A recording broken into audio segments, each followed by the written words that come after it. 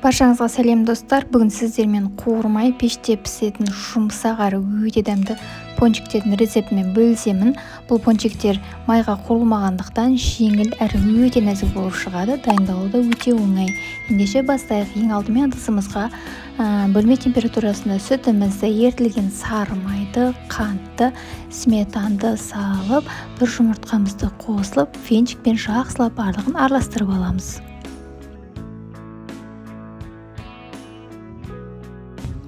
Енді електен өткізілген ұнымызға бір шай қасық қамыр қауіпсіздгішімізді қосып, бірден сала отырып араластырып аламыз.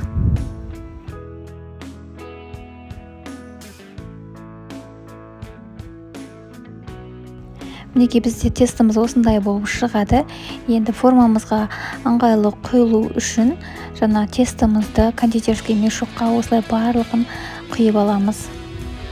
Енді формамыздың астына кішкене етіп май жағып аламыз.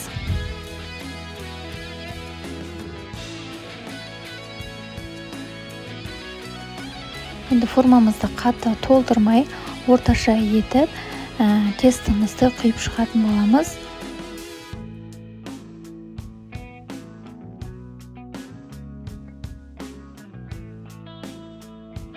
Құрметті көрермен, сіз егер де менің каналымда алғаш болсаңыз, каналыма тіркеліп мені қолдап қойсаңыздар екен, сіздің қолдауыңыз маған жаңа әрі дәмді рецепттердің бөлісуіме шабыт береді. Алдын ала рахмет. Барлығын құйып дайындап алды.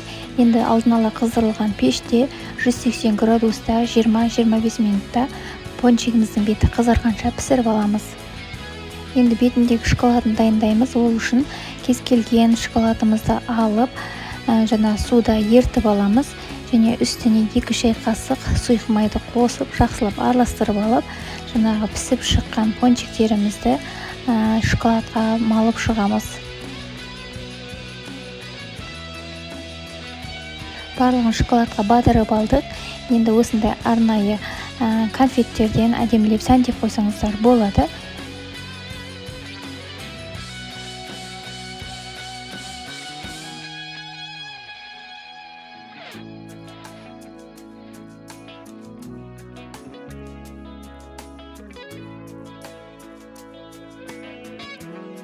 Мінекей осымен біздің пеште піскен жұмсақ әрі өте дәмді пончиктеріміз дайын болды.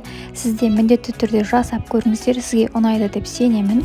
Егер рецепт ұнаса, видеома лайк басып, пікір қалдырып, каналыма тіркелуді ұмытпаңыздар. Ас болсын, келесі видеода кездескенше сау болыңыздар.